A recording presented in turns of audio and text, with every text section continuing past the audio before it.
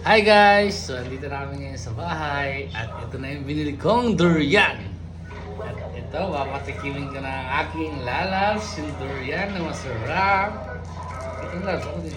No, bongbong. Hati na lang pala. Ah, hindi, ubus. Sarap yan. Di ba sabi mo, tikim lang. Sarap yan. Tikim lang. Pag di mo. Wait lang. Eh, napakasarap ng durian guys. Dati, hate na hate ko ang durian pero ngayon naging paborito ng durian.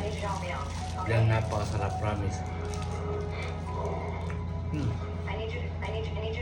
Kaganda mo lang ang dulo. Ayun ito na. Tapos, huwag mo lang pansinin yung amoy. Kainin mo lang. Lasan mo May lang. buto. Oo, may buto talaga sa loob. Lasan mo lang. Lasan mo. At,